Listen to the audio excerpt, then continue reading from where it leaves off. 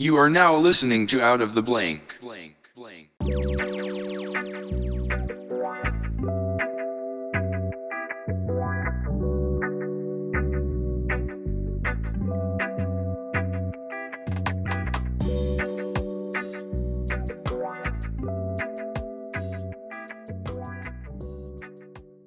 Welcome to another episode of Out of the Blank podcast. I'm here with Matsen Jasch.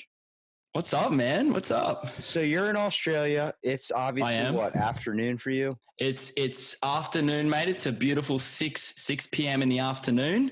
It's still light, so yeah, it's kind of cool. I think you're doing it tougher than me. Bloody 4 a.m. in the morning, you're up podcasting, dude. Well, you know what? I went to brew decaf, and then I was like, wait a minute. There's people awake in Australia right now. Hell yeah, man. So tell me a little bit about yourself and what you do professionally. So I'm actually a teacher, mate. I'm actually a PE teacher. So, I'm actually on school holidays at the moment. We've just had our, I guess, how would I say? It's probably our spring break. I don't know how school works in the States, like what the holidays are like. We're not even close to spring. I think our seasons are a little bit different too. Yeah. I think we're like the complete flip side that you're on, eh? Yeah. So I just said goodbye to my kids on Friday and it's now Tuesday. And yeah, man, I've just been chilling out and doing my thing. Isn't that weird that the fact that the seasons are different? Like it could be Christmas here and it would be snowing and it's still Christmas there, but it's a completely different season.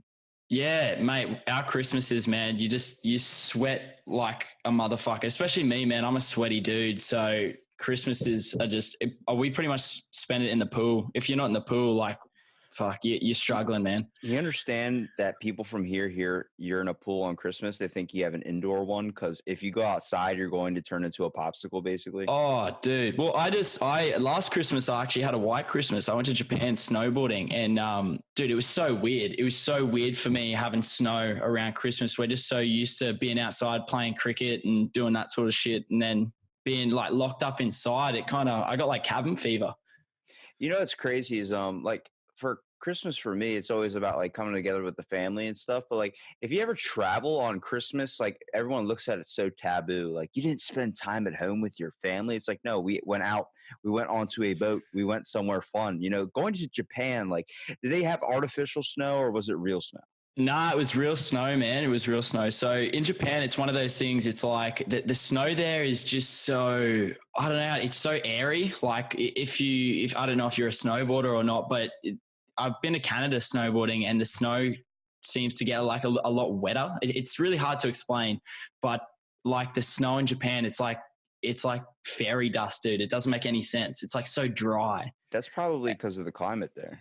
I'd say so, man, because it's just because it's cold. Like when I was in Canada, man, it was like negative like 30 degrees, like Celsius. So I don't know what that is. And they're walking around in mate, they don't give a fuck, dude. Yeah. They do not care. And I'm sitting there freezing my dick off. It's that kid that you see in class that's wearing like it's like snowing outside and he's wearing like a short sleeve shirt and shorts and his legs are like basically gone like purple because they're just about to go from frostbite. And he's like, "Oh, I'm not cold." And I'm like, "Dude, I can tell you got no circulation in your legs. Don't fucking You've got to be fucking cold, man." Yeah, literally, bro. That's literally it. And then, you know, whereas in Japan, they're like the opposite. They're like, it's cold and they're colder than you are. Like they're walking around with like 8,000 jackets on because Japan's kind of fucked up like that. Like it'll go from like, you know, 35 degrees, like real fucking hot and humid in the summer. And then I think the coldest it got when I was there, I think it's like negative 15, which realistically, it's not really that cold. Yeah.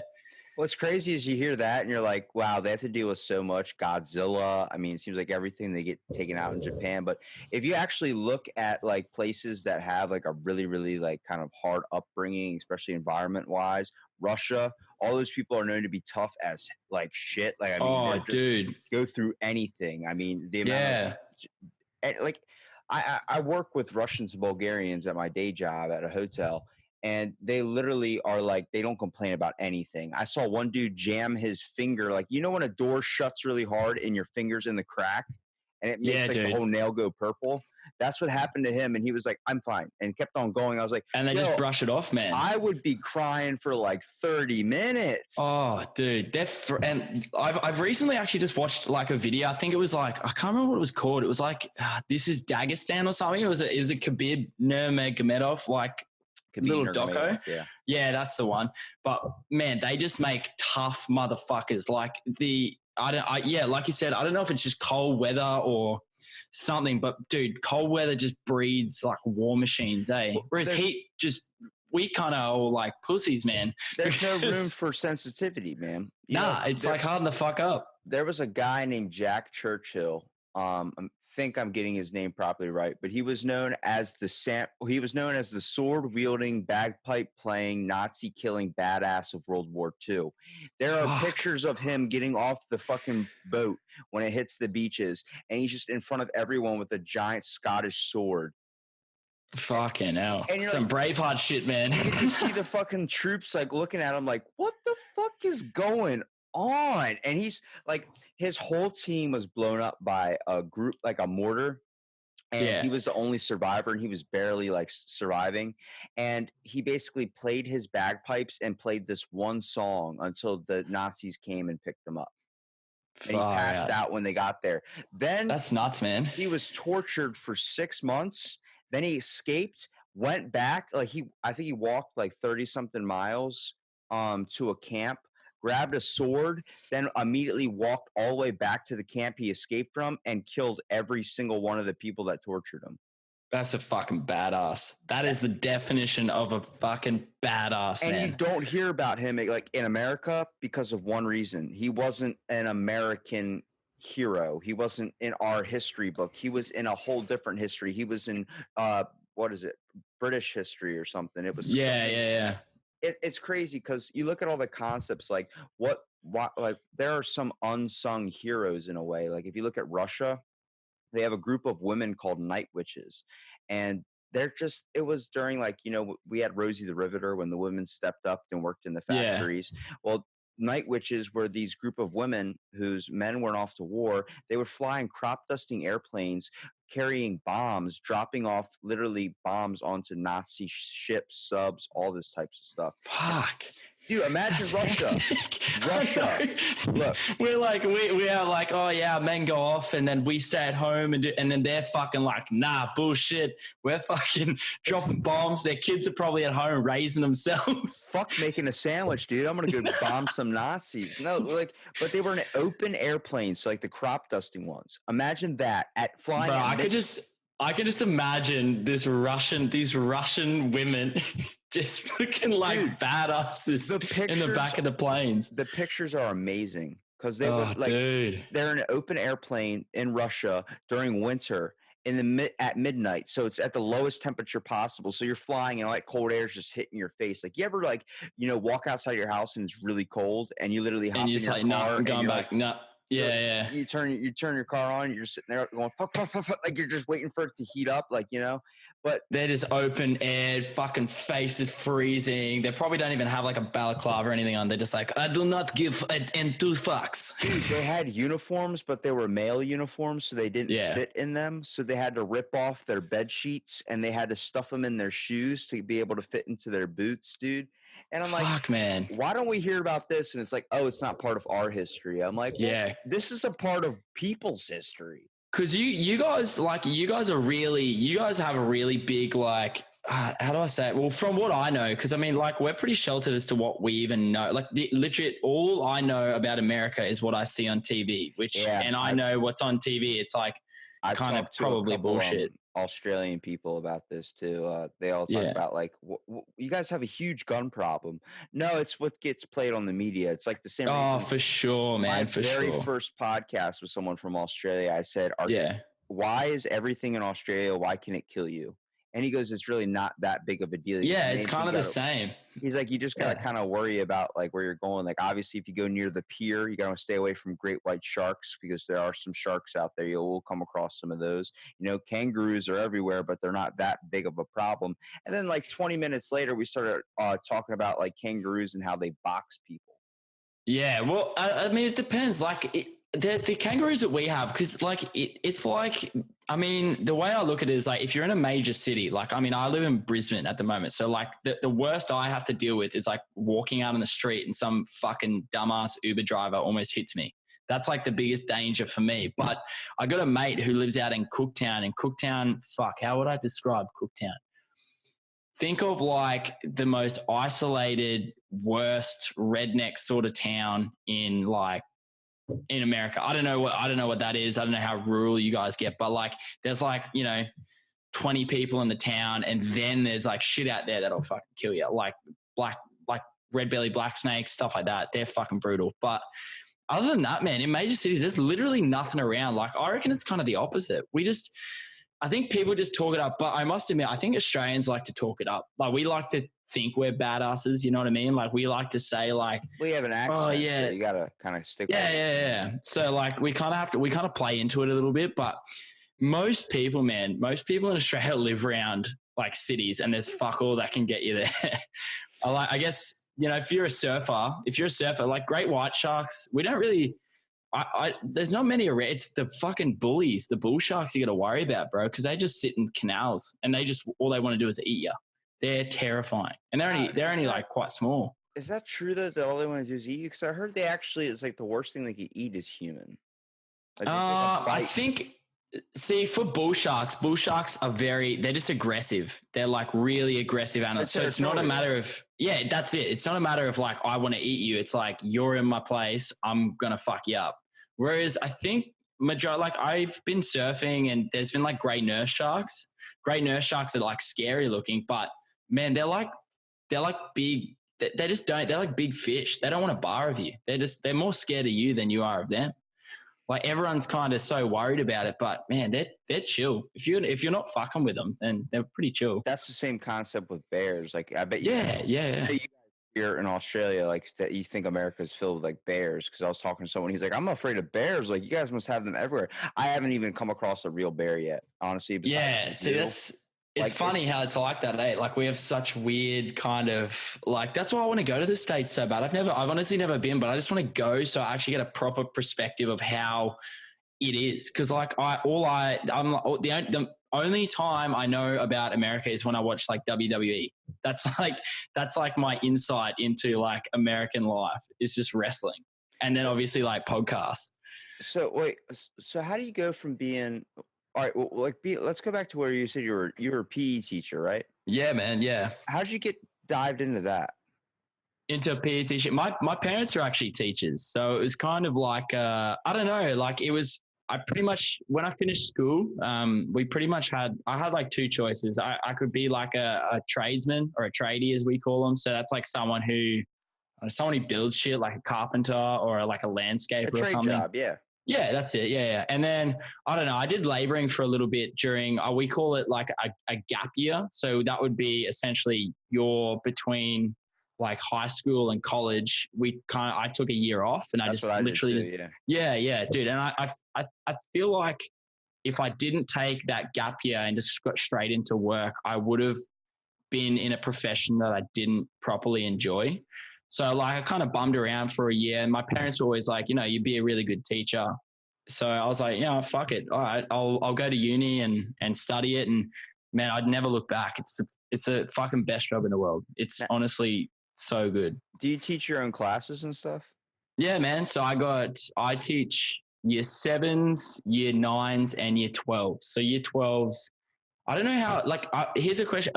What is like sophomore, and what year levels are they? Because I was having this conversation with a mate the other day. Freshman is 9th grade. Sophomore is cool. 10th grade. 11th grade is a junior, and 12th grade is a senior.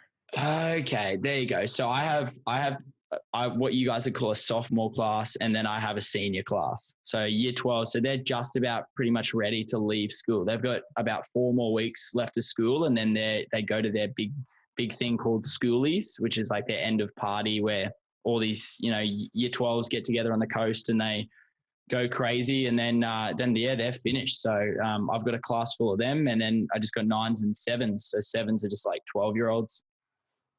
That's crazy, because You have this like just talking to you, like you would be a chill ass gym teacher on just on the Yeah, every yeah. gym teacher I have ever had, they're just old and they're like, we're gonna do the pacer test, and I'm like, hey, fuck you. Fuck you, man. Yeah. That's the worst. Well, thing to do. I think it was because I don't know, like I guess it's like the style here. Like, I mean, I know a lot of PE teachers and we're all kind of on the same wavelength. Like everyone at school, you know, your PE teacher is usually the more chilled out one and usually the one that's kind of a little bit more easygoing. But like, I don't know, who's our like angry teachers? Our English teachers are pretty full on.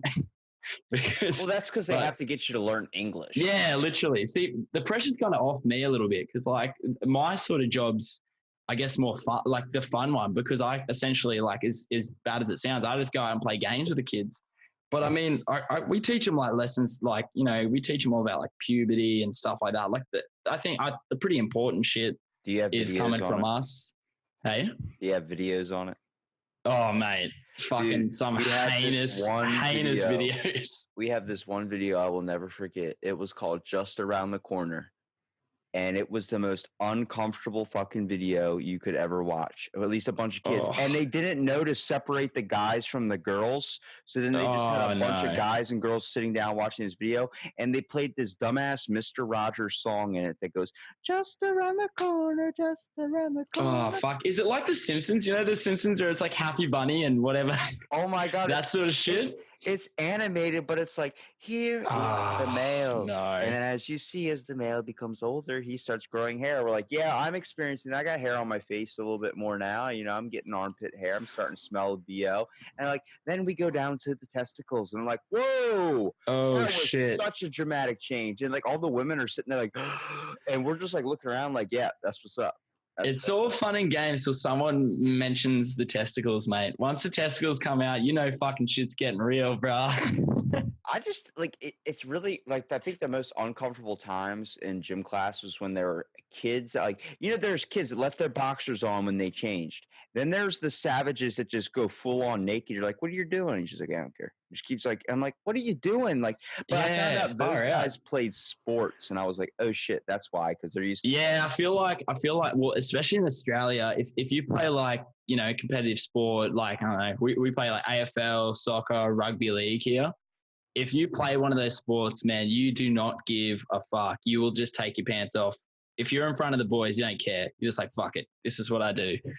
Like, comfortability factor, or more like I'm confidence factor? It's definitely not a confidence thing. I can tell you that.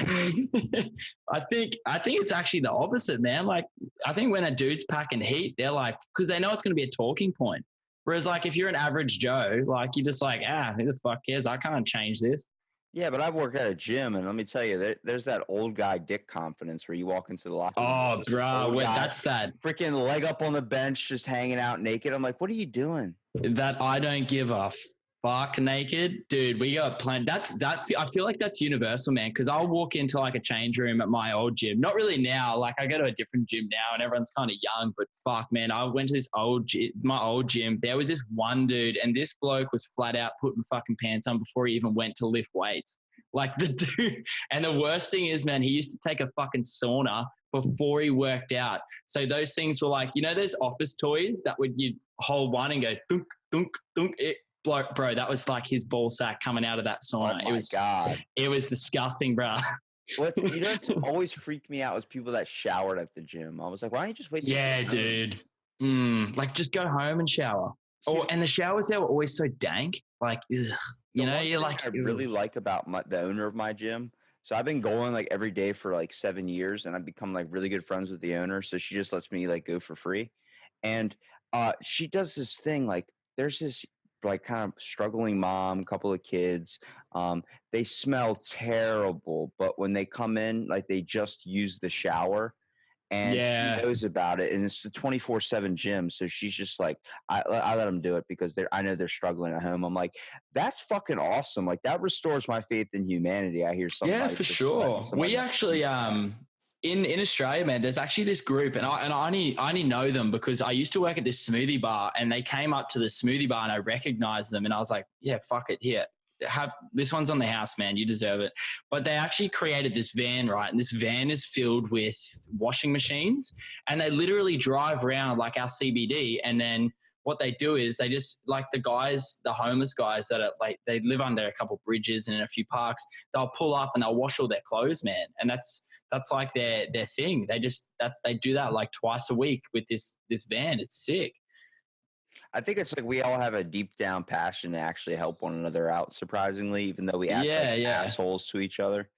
I think yeah, it's just exactly. the concept of we lose kind of grasp on all the overwhelming problems we have because we do face a lot. I mean, on a daily basis. I mean, what happens if you are late to your class or something? Then your students have to wait. Then you have pressure on you. Then you have more eyes Yeah, on you. exactly. There's And always I think everyone's so highly strung too. Like everyone is stressed like 24/7, man. Like I don't know what it is. I don't know, like, because I mean, like, I wasn't around like 50 years ago, but I just feel like now it's just everyone's like you drive home and people just can't fucking drive anymore because they're always in a rush and everyone's an asshole about things. there's a four-way stop by my house, and I swear to God, everybody gets up to it. They don't know what the hell to do. It's like they're just sitting yeah, there. I'm like "Can it's somebody like giving go?" way. It's like, yeah. If you work out and you haven't eaten in a while and you just got done a workout, basically anybody that's in your way of getting food into your stomach, you're going to kill. Like, so Yeah. I'm driving home. It's a good 20 minutes from my gym. Next thing I know, I'm at a four-way stop and everyone's just sitting there. I'm like, what are we doing? What are we doing? And then we have, do you guys have the term hangry in the States? Hangry? yeah, we do. Yeah. Yeah, You eat a fuck, man. Snickers if you're Everyone, hangry. yeah, dude, fuck. Everyone's fucking hangry all the time. Like, I don't know what it is. All right. So I chalk it up to the fact that we're really, really kind of judging on each other's looks all the time. So people feel like, oh, I'm not really that hungry. At least I'm not starving. So I'm going to try and do this. Maybe that'll help me lose a little bit of pounds or something. And it's like, just fucking eat. Just Yeah, man. enjoy life and realize all you have to do is just move around if you really want to. That's it. My girlfriend's she's a dietitian, and the biggest thing she like struggles with people is just they try all these fucking bullshit diets, man, and they end up like literally smashing themselves. And they get to a point where like they're not even happy anymore because they're doing so many dumb fuck like diets, like juice cleanses and all these. Whereas all you have to do, like, it's so easy. Just don't like smaller portion sizes and just do a little bit of exercise. That's it. You don't even, it doesn't even have to be like, lifting weights. Just go for a fucking walk or something. Like, and it's crazy the amount of people that they kind of don't do that sort of stuff. And like, after a workout, how good do you feel?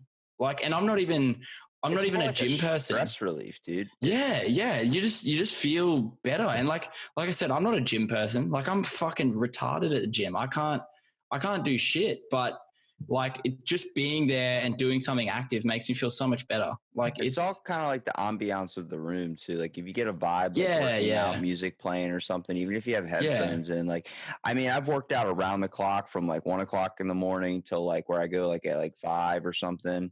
And you see a wide variety of people that go, especially when you work at like a 24-hour fitness place. And I tell them like, don't give up. It's going to take 2 weeks to break the habit. I've been going every single day, have not missed a day. I go on Christmas. I've missed whatever dinners. It doesn't matter because that's just with me. But I tell them like, you don't have to go that far. You can add a couple days in. I'm not like saying you need to go to the gym to make your life awesome. I'm saying if you want to, like, nobody should discredit you for doing that. You know what I mean? Yeah, exactly. I think I actually wrote it down for one of my podcast topics. Like when I was younger, when I was younger, man, I don't know what it was, whether it was like hormones or something, but I was just angry. I was just an angry kid, right? And then I'd see like people posting about going to the gym and I'd be like, oh, what a fucking douchebag and all that. But I literally wrote it down I'm not even mad about it anymore. Like, I think it's good. I'm just like, look, if you taking a photo of the gym gets you to working out, like fucking do it. Like whatever works for you to get you there, that's you. And that should be whatever you want. Well, you know the what I mean? problem is there is a bunch of people out there that gloat about going to the gym. It's like, yeah, that's with a lot of things. Like the fact that whenever you see a picture of kids at a party or a bunch of people at a party, they have a beer in the photo. Like they don't set it down. It's just yeah, know they fucking party out. I'm like, does it matter? Like, do you want to? You obviously want to show that your life isn't shit, so you're gonna sit there and just and show it like oh, I went on this cruise. It's like, all right, but what are you doing now?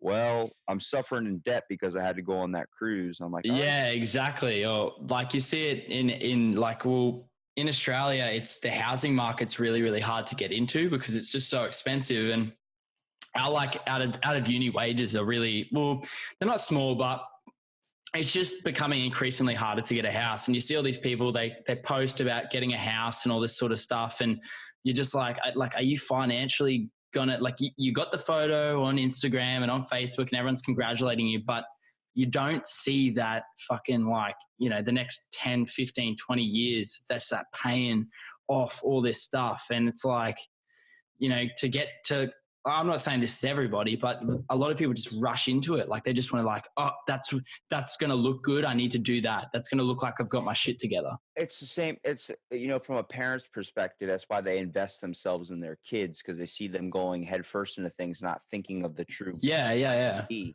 I'm like, people are going to do what they want to do. Okay.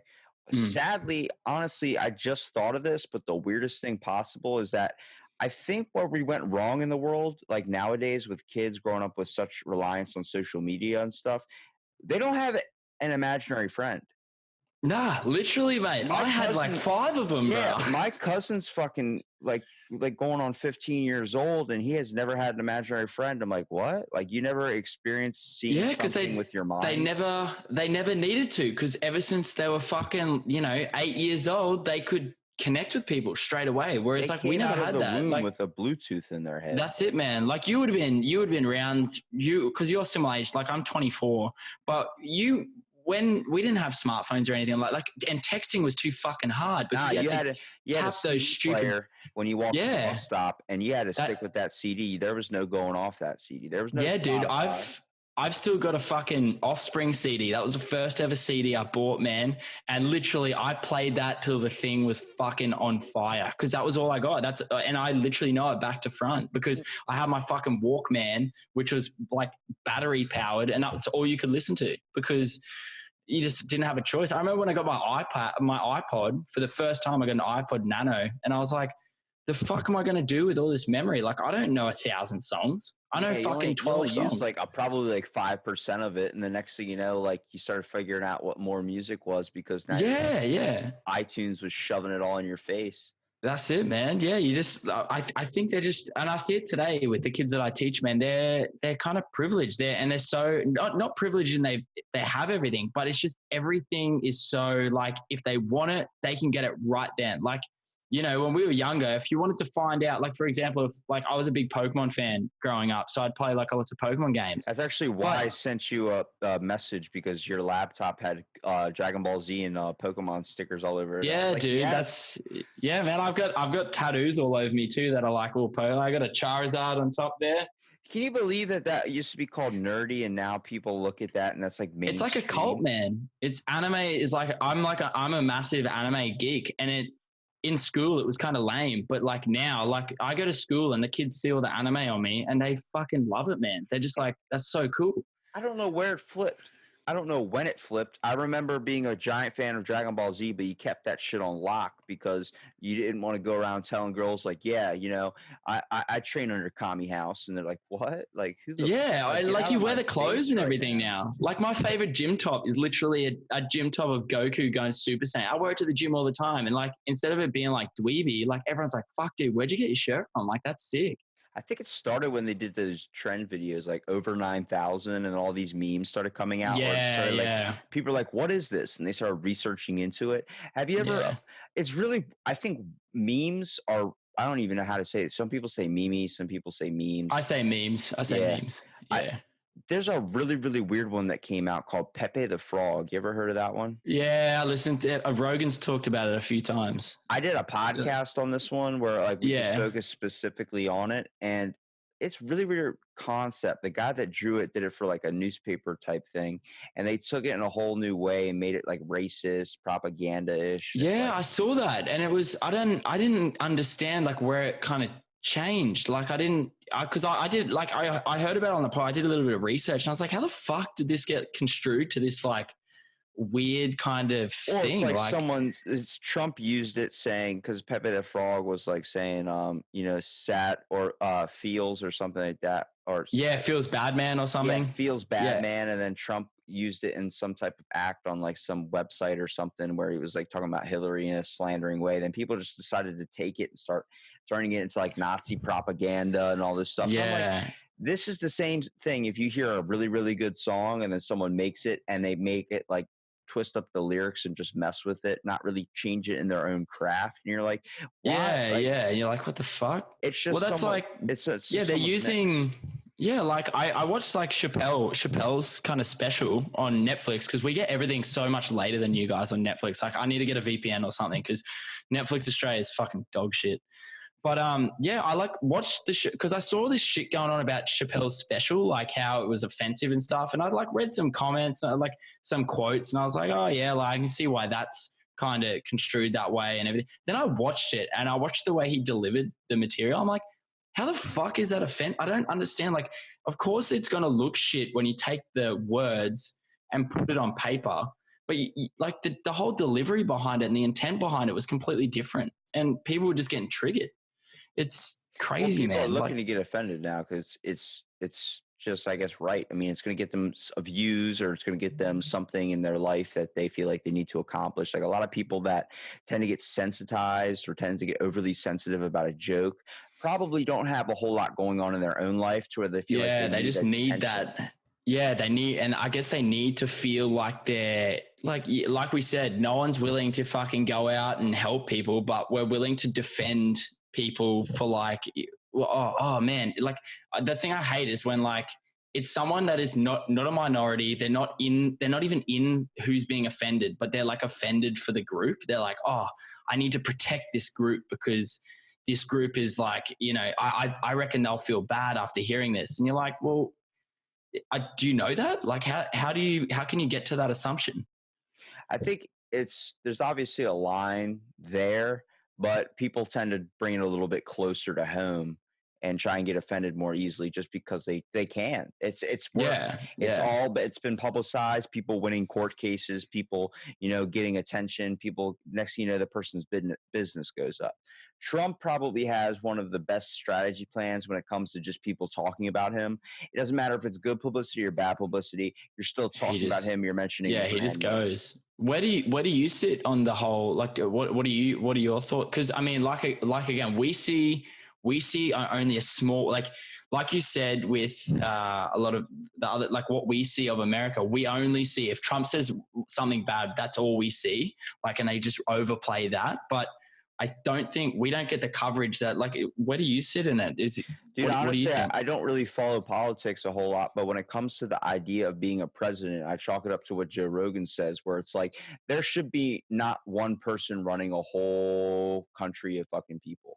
Especially America, dude. Holy shit. Like it's massive. I don't know how it's possible. Like Australia, we have a prime minister and it can't, like we, in the grand scheme of things, we don't have a big population. I think our population of Australia is like the population of LA or something. Like it's nothing. But for a country like yours, like I don't know how the fuck you can police, and it's huge. It's fucking giant. It's funny, Australia is bigger than we are, but we're way more people here. We have you guys are really densely populated, whereas we're kind of scarcely populated. Like our major cities are kind of like they're still not hugely populated cities, but there's places in like the Northern Territory where there's just nothing, dude. It's like kilometers and kilometers and kilometers of just nothing, like not even animals. It's just barren wasteland pretty much. Well, like in 1875, I think it was, like the reason why you guys have an overabundance of a rabbit population was from the English settlers that came to Australia.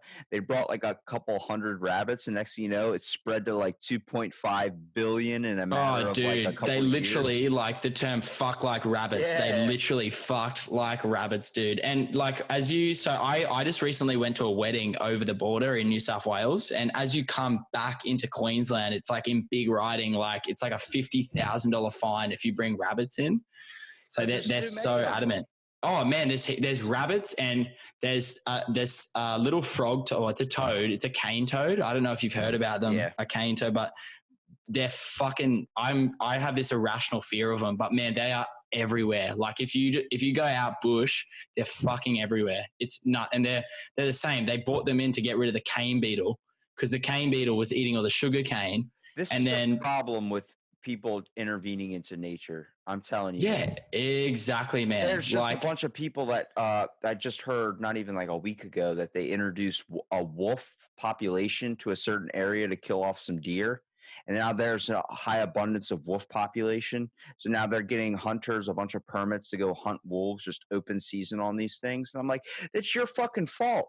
yeah, you wouldn't need to if you didn't fucking just put them all in, man. Like You threw a predator that doesn't supposed to be in that environment, and the next thing you know, it has nothing to hunt it down besides man. Wolves are on the top of the food chain. It's like grizzly bears. There's nothing higher than a grizzly bear. So it's yeah, they're just like killing machines, man. And it's like, yeah, it doesn't make. And if we're complaining now, we're like, oh man, like all these animals are getting closer and closer to like cities and stuff. And you're like, well, fucking of course, you introduce these things. They eat fucking everything. They're still hungry. What's the closest life form?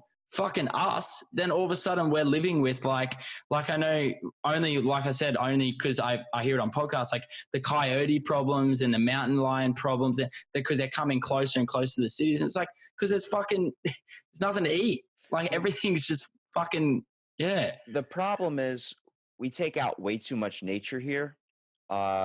Build homes, community homes that look exactly the same as one another, and they don't look. Yeah. I mean, there's no point. Like I remember going to my buddy's house a couple of months ago, nothing but fields of trees. Now there's a giant highway stretch. There's a bunch of a community homes that just came out of nowhere. It looked like someone just dropped them all off. And I'm like, where's all the nature? He's like, oh, they tore that down like a month ago. I was like, dude, what?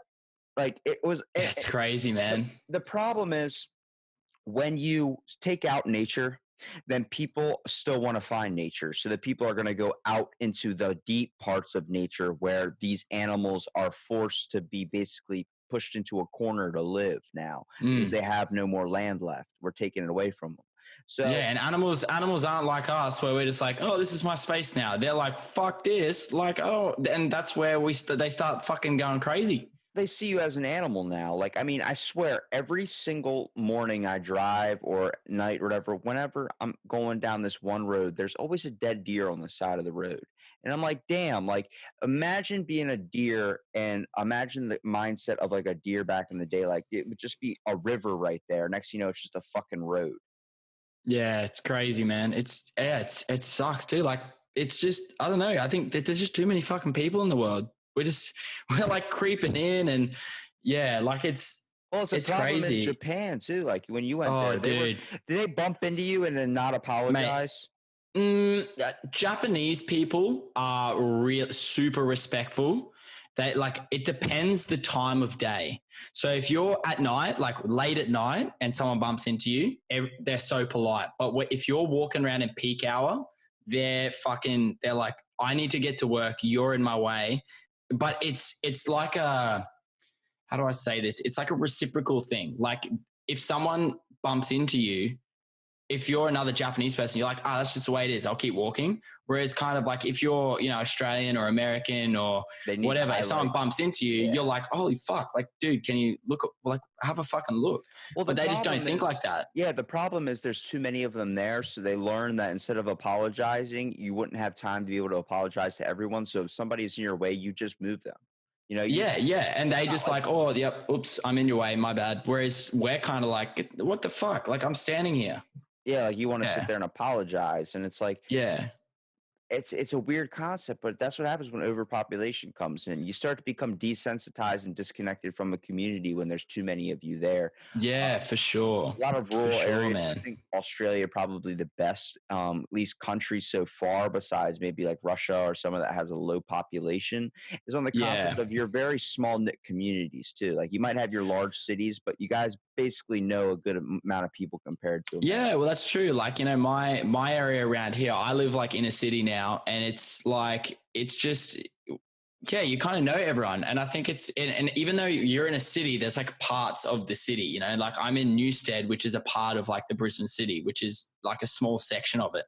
And yeah, you like, even if you don't know them, you see them often, and you can kind of, you know them enough to be like, oh, g'day mate, how you doing? And then like that's it. Like that's the extent of what your relationship is. But yeah, I think that's a lot of we do have tight knit communities like that. Even if it is quite small, it is like that. I think it's an Australian thing too. Like a majority, everyone's like, pretty down for a chat. There's only a few kind of dickheads, but unfortunately that's kind of creeping outwards now, and there's a few more dickheads than usual.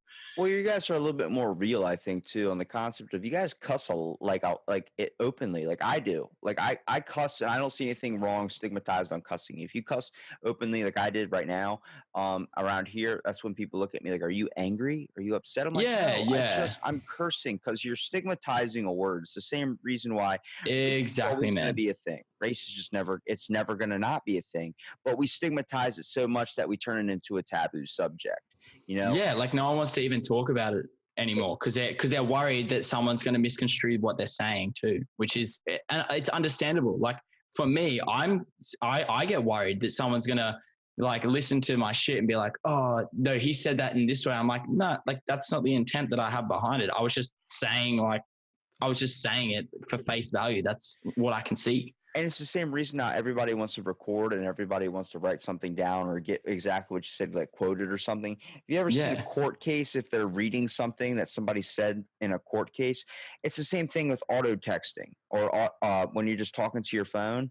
It doesn't sense your emotion. So you're just reading a blank statement and it comes off completely wrong. Yeah, well, I mean, nowadays you send a text message, it'll be like, on my way. And you don't, but some people, if you don't send like a smiley face with it, they'll think because you're being so blunt, you're angry. And I'm like, fuck, no, I'm not angry. I literally had like a million things in my hand and I was just texting with one hand. I didn't send a smiley face. So I'm not mad, dude. Like, I'm just letting you know I'm on my way. This is why we need to go back to flip phones, because when you sent a paragraph in a text, it took you fucking ages. And then someone actually read that paragraph because they were like, wow, this person sat there, hit the button 3 times to get one letter. Whereas now you're just like, oh, fuck it, whatever. Yeah, like you could, I'll text somebody, and next thing I know, it's like before I can even send the text, I got 8 more texts coming through. I'm like, how are you typing so fast? And I'm realizing they're just voice text. And then you feel like it's like the same sort of, when you're talking to someone who talks over you, you kind of have people that text over you. Like I'm a slow texter. Like I usually get preoccupied with something else. And like, there's a lot of people who are like rapid texters, man. Like they'll text. And but by the time I'm finished my one message, I've got 5 different messages that I'm now going to go back through my own message and delete. Yeah. And you have to edit shit. And then of course, if you're I've kind of given up arguing over text. Not that I really need to do it anymore, but I just remember being like a kid and like you'd be texting a girl, or you'd be 18, you'd be texting a girl and you're like, having a bit of a blue about something. And then they're just rapid fire texting and you're trying to be like, oh, like you're being thrown all these things. You're like, holy fuck, like what's going on? That's better than the other way where it's like you just see the text bubble pop up and then it just disappears. That is a killer, man. And fucking deleted it. Bro, that's I've been ghosted too many times. Oh man, that's an 18-year-old's worst nightmare, dude. Those 3 buttons fucking disappearing. Fuck, because you fucked up. You're like, they thought about saying something really bad, and they're like, nah, it's too bad. I can't say that. As soon as you saw the read, and it was like, wait, what happened? I saw you read it. I saw you fucking read it. Just answer me back. Oh, dude, I've actually started putting read receipts on my work email because I'm like, I'll get so fucking sick of people not replying to me. So I put read receipts on it. I'm like, dude, I've got ya.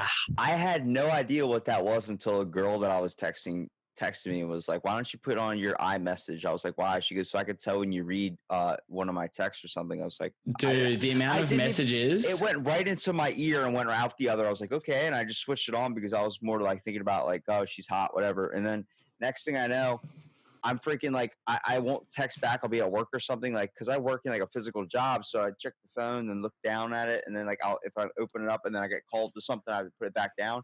And she would just, bam, why don't you answer me? Bam, why don't you answer me? Bam, why don't you? I'm like, you don't answer me after I text you for like 4 hours. You want me to text you back a minute? No, fuck that. I don't drop my Exactly. Isn't it funny that like as you get older, that kind of disappears? Like you start not giving a fuck. Like I always am funny. Like when I was like 18 and 19, I was always so like, I get anxious with phones and texting and all that stuff, like waiting on messages. Like, you know, when you send like a risky text, you're like, fuck, how are they going to get this?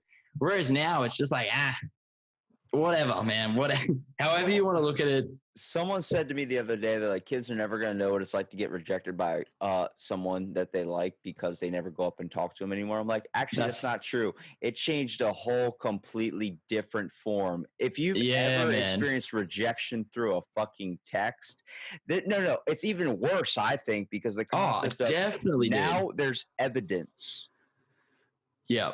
Fucking iCloud saves that shit, and then they'll and put you it on can the go fucking through. internet. You could literally be fucking 30 years old, and you could still go through messages when you were 21 and look at how much of a fucking idiot you were when you got dumped. Cringe, dude. The cringe. Oh man. Oh man, I remember. I don't know how many sleepless nights I've had where I'm just staring up at the ceiling at 3 o'clock in the morning, thinking about something I did in fucking elementary school. Like, what a dumbass move. Oh, dude, I get that all the time, and you know you can't change shit, but in your head you're like, why the fuck did I do that? Like, why did I do that? I remember having a fight with my girlfriend at the time when I was in year 9.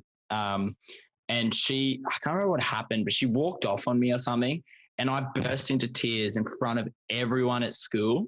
And I was just thinking to myself, like, how much of a fucking pussy did I look like in grade 9 when in front of the whole school I started crying? And I remember like saying things like, oh, she doesn't love me anymore. And I was like, oh, like the thought of that still fucks with me. Like still now I'm like, oh my God. Dude, I remember I was in, I think, what was it, 3rd grade, and I was in gym class, and this is probably the one, like, I think I caught my gym teacher on a bad day, but I wasn't wearing, like, the gym shorts and gym clothing, so I was just getting in trouble, like, I couldn't participate. So she just randomly comes and goes, you never wear your fucking gym clothes, and just started going off on me. I'm like 10 years old. I'm like, fuck. And I'm like sitting there like speechless, and everyone's like, and then like she just started going off like she goes, you're lazy as shit, you don't do anything. He's like, your parents must have fucked up. And I was like like I didn't understand everything she was saying. And then like that's harsh, bro. I just got up and I was like, I like got tear up and I just walked out. And I mean, I remember that shit too, but I ended up talking to her later. She was always really nice after that. I don't know if she got yelled at or something, but I think she definitely got yelled at. Bad day, because then I found out later she was going through a divorce. So I was like, oh shit! Like it's hard to kind of keep that away. It's like being a parent and you're struggling. It's hard to keep that away from a kid. Yeah, dude. Oh man, I've never been that mad though. I've never been that mad that I've ever wanted to swear at a kid. I've had a teacher tell me to shut up before. My English teacher was like, Robbie, just shut up. And I'm like, how about fucking no. I've told kids, because I teach in a pretty I teach in a pretty rough area, but like that's like the area that I grew up in. And like I've told kids to shut up before, and then I've called home and the parents are like, man, if he gives you any more trouble, just tell him to fucking shut up. And I'm like, oh, I won't say that, but I get your point, mate. I think we're on the same wavelength here. I just told my teachers knew I had ADHD, so it was like whatever can get me out of class, they would do. Like, hey, you want to go take a walk? I'm like, yeah, and I'll just like go and just not come back for like an hour. Like, I just spend probably most of my time in like a library or something, or a gym or something. Just hang out in there. But, do you find you still like the ADHD thing still gets you going now? Like, it explains why I'm up at 5 o'clock in the morning. Fuck yeah, dude. I just literally, as soon as you said it, I was like, holy shit, this makes so much sense, bro. I mean, it's funny because like that's what makes my like conversations pretty unique with everybody, because I'm randomly thinking about different shit all the time where I just well, you're good in that, like you make people, I think, because you're not, the way you conversate, you're very similar to me. The way you conversate is like, you're very, it's just free flowing. It's not like you don't have an agenda, which makes people really, really comfortable, which is really cool. Well, that's what makes a problem when you're doing a podcast. Like I've been told so many times, people are like, why don't you monetize and make a specific list? I just had recently the weirdest thing in the world. This person was like, I don't want to talk shit because I hate doing that. But he was like, I'm so willing to be on your podcast. We had the date plan. I was like, all right, let's do it. And then he goes, actually, after talking with my crew, they advised me not to do your show because you don't have a list of questions to give me. I was like, hold on a minute. And I looked at his thing. I was like, you have 10 followers. What crew do you have that is giving you a thing of questioning you can't be on my podcast? Yeah, for sure. Well, that's what I mean. Some people say the same thing to me, man. It's like like you don't have like it's like you need a niche or something. I'm like, oh, like I don't want a niche. Like, and you probably see my girlfriend in the back. I did. She like creeped around the corner. She's creeping in. Yeah, I don't really have a niche either. I just like, my thing is just I like talking, and I think it's the whole idea behind the podcast. And I feel like you're the same. Is just I'm interested in shit and I just want to find out about things. And if people can listen in on that and hear that, then fucking sick, all good. Or it's just talking about experiences too and stories. Like yeah, well, I learned so much from hearing other people's experiences. Like, dude, you know what I mean? Like from my first episode until where I'm at now, I've podcasted with at least almost 200 people, unique conversations with people all around the world, from Jamaica, from, I mean, every single country. And my knowledge has expanded. Like I know, like before where I was like, man, I got it figured out. Now I'm like, I don't know shit. I have so much to learn and I'm never going to stop learning. You know what I mean? And yeah, and that's a cool thing. It's something like it made me a better person. I've definitely incorporated more things in my life. I've said things on my podcast that people use and they say that changed their life. And I'm like, don't give me that. And they're like, why? I'm like, because I'm trying to figure it out just like the rest of us. I mean, we all live on this earth together, but no one takes an hour just to have a conversation and get to know one another anymore. There's no arguments. There's no need for that. It's just, let's try and understand. I be as open-minded as possible. Where you talk about like politics, people like to go for Trump that are hardcore Christian because he's passing the immigration stuff, only on the concept of it's going to make Christianity still a dominant religion in America, where now it's kind of dwindling because now we have such things as immigrants that believe in like Muslim heritage and all these types of stuff happening. And I'm like, I understand why people go the way they do. And I'm just sitting here trying to listen to your explanation of how you got there so I can interpret for myself, like, what is the right thing here? I don't know what's right. I don't think anything's right. I just think without 100%, man, understand you, then I'm already lost. You know what I mean? Yeah, and I think that's a big thing too. When you like, for me, I don't really like there's obviously some people that have ideas where I'm like, that doesn't really appeal to me. But I don't think you can really say they're wrong because, like you said, it's just ideas. But my thing is, and what a lot of people kind of do is, if you question someone about something, they think you're like attacking them. Like, oh, why is he asking about this? Like, what? Why? Whereas you're like, I'm the same. I just want to know what their perspective is. Like, what led you to the point where you're like, this is what I think. And I'm like, okay, so how did you get to that? Because I'm interested. I'm genuinely interested in how you got there. You know what I mean? But whereas if you sometimes people, if you ask questions, they start to get on the defensive like immediately. And you're like, what the fuck? Like, they're already on level 10. It's like when you're driving and someone cuts you off and you're already screaming at them, like, whoa. Because you're at 10, you're just hyper aware. But I think it's the problem is we don't problem solve in the correct way anymore. We just tend to gloss things over or put it under the carpet, kind of like brush it away. And when we do that, we become really, really high strung and already at basically the breaking point. So next time something like, let's say it rains outside and it's your day off, you're like, fuck, you're just upset, like you don't know how to handle it. Yeah, and I feel like the world assumes a lot too. Like, I know not recently, and not the last year, I feel like I've kind of matured a little bit, and I'm like when something like that does happen, you know, I think it's through teaching as well. Like when something like that does happen, or when a kid does the wrong thing, you know, a lot of people's first inkling is like, that person fucking hates me. They don't like me. They don't respect me. But I'm like, okay, what's happened? What's happened in that dude's day? What's happened in that guy's day that's made him get to this point where he's fucking pissed off? You know what I mean? Like, because I'm probably I'm just getting like secondhand smoke. Like, I'm probably just someone who's caught in the crossfire, but why are they acting like that? Instead of me going, oh, fuck that guy, like that guy's a dick. It's like, okay, well, maybe this dude, like, who knows? Maybe this guy's like, I don't know, maybe his mum's sick, or maybe his kid's sick, or maybe there's a reason why he's pissed. And you don't get to that point because you can't conversate. I studied psychology for a little bit, and that's when I started learning about environmental influences and all these types of things that people experience. And I'm like, that's why that person is in 15 items or less, and they're screaming at the woman in front of them with 24 items. Like they're bitching about something going on in their life that they're not properly handling. You know, this is Yeah, a reason yeah, why when you talk to people nowadays, they sit there and bitch about their long list of problems because we're not communicating as people anymore. We look to social media. We can put up a Facebook post about, oh, the car broke down, just another shitty day, and it gets 5 likes. It makes that problem kind of seem less hurtful. But the problem yeah. is when you do that on social media, that's what I call fake connectivity. Those people actually don't read your post and they don't really actually connect with you or care about you. So every time they like that, the likes going to have to keep going up. That means next time you make a post, it has to be 6 likes, 7 likes, 8 likes, and it just keeps on going on and on. Compared to where when you used to come in the door, you had a loved one or a family member or a friend, that you could sit there and explain your problems to. And then afterwards, you felt more open and you felt like less stress on you and it wouldn't affect you the next day.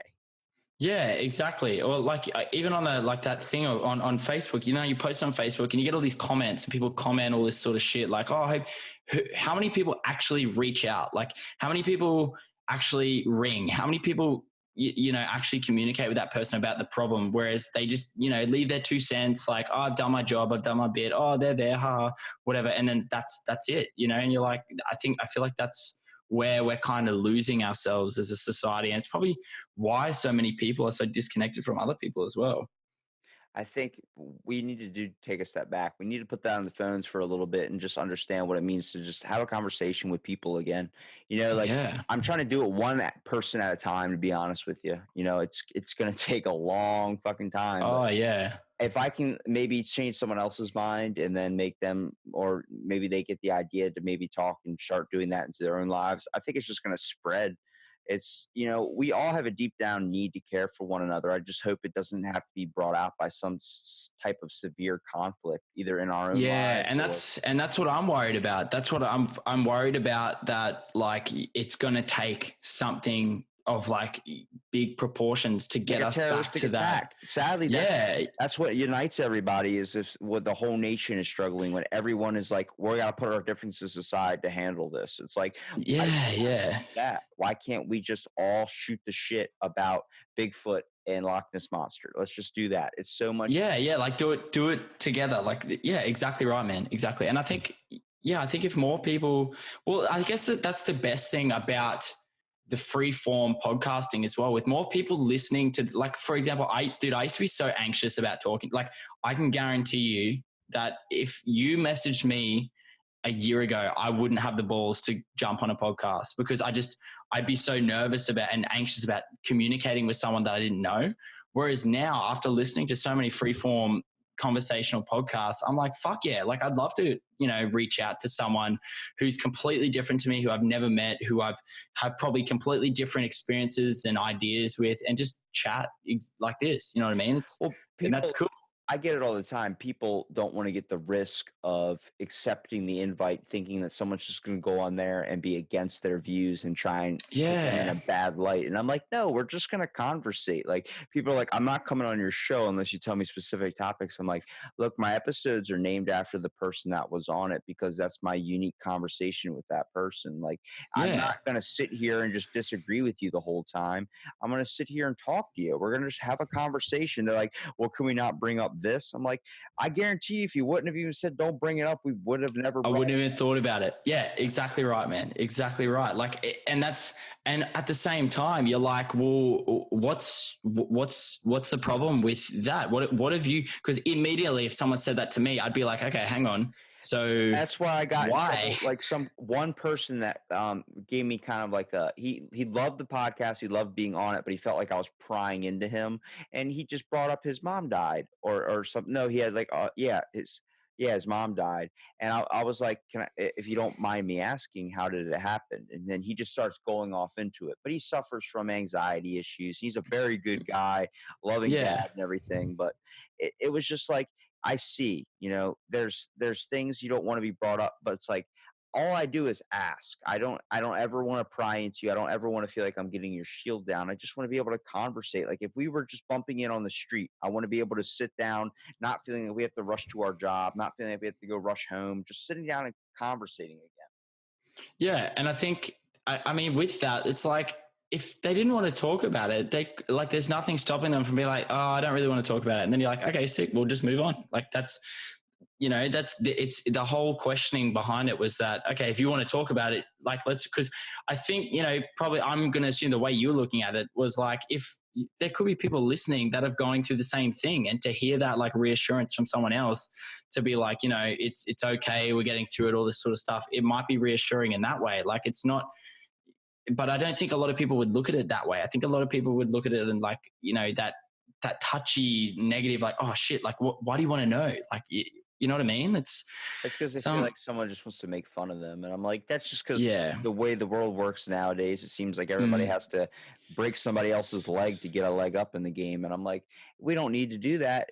You can do it the right way, the long way, and it's going to feel a hell of a lot better than if you just stepped on everybody's neck to get where you want. Yeah, that's it, man. That's it. Like, I think I always say to my podcast, like, build each other up. Just tell your mate they look good in their fucking new shirt. Don't tell him he looks like a dickhead. You know what I mean? Like, even just though he might look the like smallest, a dickhead. Yeah. Even though he might look like a dickhead, but like, just be like, hey, good job. Like, Look, it's funny that because if you're wearing a Baby Gap tee, there's no way we're not addressing that. I don't know what Baby Gap is, but I'm going to assume it's 3 times fucking smaller than it should be. Like if you were a I get ya. Oh, dude, I'm going to say Baby Gap V-necks. Fucking kill me. I don't want to see your cleavage, bro. Just fucking put it away. I get it. You never miss chest day, but fuck. You rocking that midriff. Oh, dude. So it looks like, those quarterback training shirts where they like show the midriff. Oh, man. Just look, life has simple rules. Wear shirts that fit and enjoy it. Don't. Yeah, wear whatever shirt you want. Wear whatever shirt you want, but please just make sure it fucking fits, dude. Yeah, just please make it fit. You can have it could be fucking pink. I don't care if you're a manly. It's like dude. fedoras. If you want to wear a fedora, fucking go for it, dude. But if don't you're gonna fucking make me like him. If you're gonna wear a fedora, you better carry a fucking typewriter around with you. Oh, dude, my mom's just started wearing fucking fedoras because she's in that old age, like travel sort of scene. And her and her sister they're actually traveling Tasmania at the moment. And the amount of photos I've seen with fedoras on is just, it's like the most stereotypical, like old person traveling get up. It's so funny. I will never forget when I actually bought a fedora. My grandma used to take me shopping when I was to go up to her house in Baltimore for this like 2 weeks out of the summer.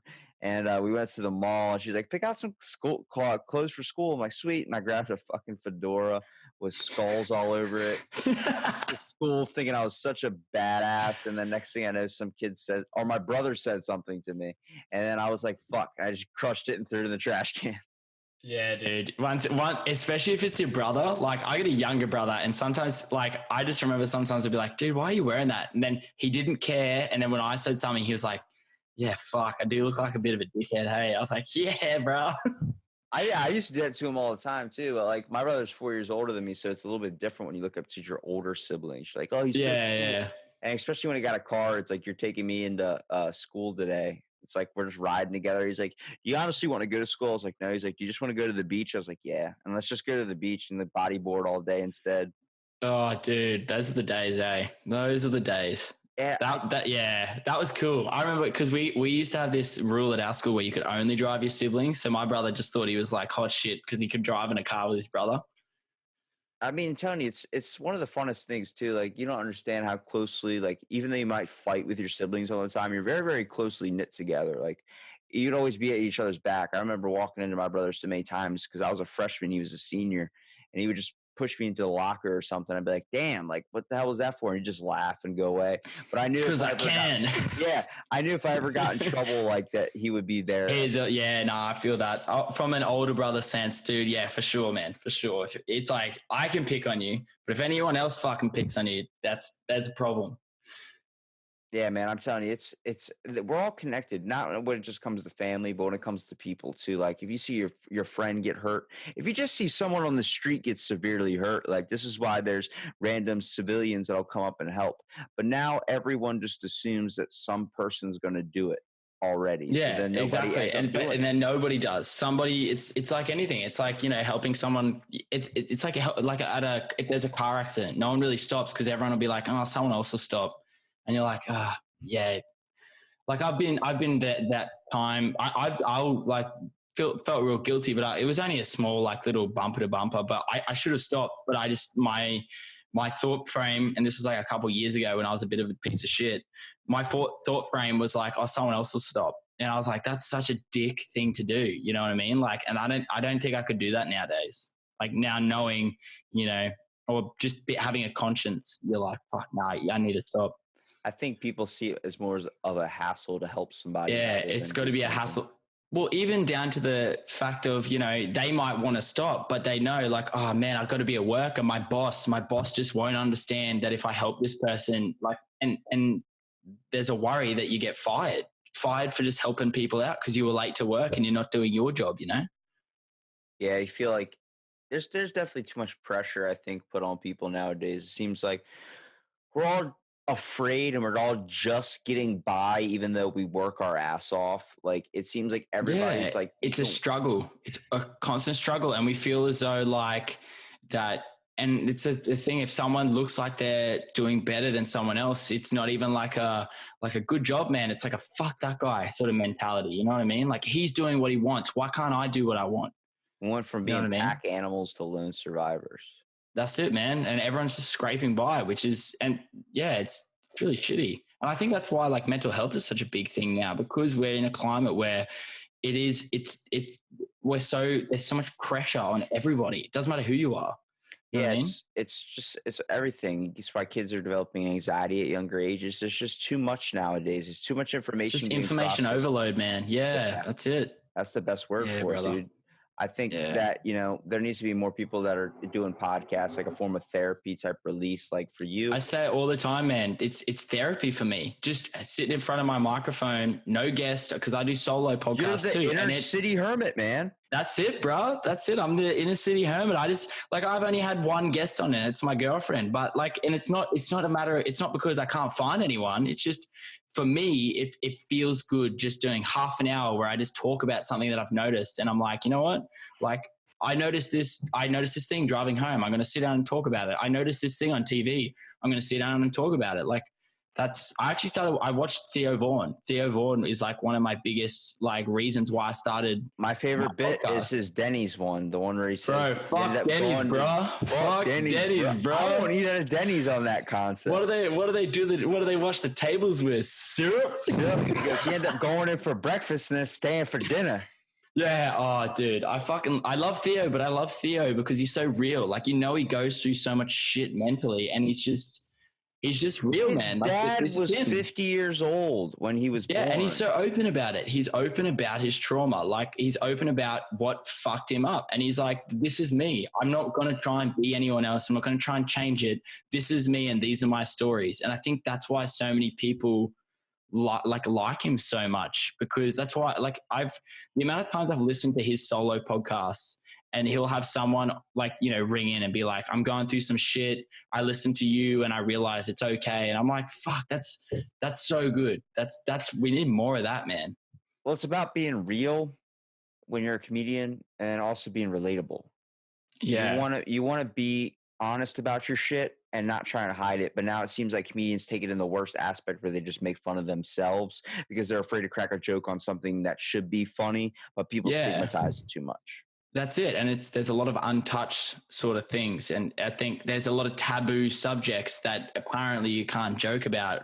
But, if you can't joke about something, then how are you going to? I feel like humor is the biggest coping mechanism. If you can't joke about something, how are we as a society going to get over it? Like, if you can't see a funny light on a topic, then it obviously is just doom and gloom. It's always going to be terrible, I definitely think people need to at least be a little bit more open to maybe starting a podcast, or just be able to listen to some, because honestly, it's a great sense of relief just being able to find, people that think like you do, and see that and realize you're not alone in the world that might feel like you are. It is, man. It's not even about getting big and making money. Like I do podcasts for the most selfish reasons ever. I do podcasts because I love them. Like, I don't care if I'm going to get big. I don't care. I just love it. I love the format. It's perfect for me. And I don't care. I don't care. Like, people always ask me like, oh man, like, what do you care if like you don't get over 100 views? I'm like, fuck, I don't care. I don't care at all. It makes me a better person, and that's all that matters. Well, man, it's been great talking to you, dude. I really appreciate you coming out and doing the podcast. I Fuck really yeah, man. want to give you a minute here at the end so people can find your content. So if you have any links that people can look up. Yeah, for sure. If you just look up at Inner City Hermit on Instagram, you will find me. I post all my links and content on Instagram. If you go to YouTube, if you go to Inner City Hermit there too,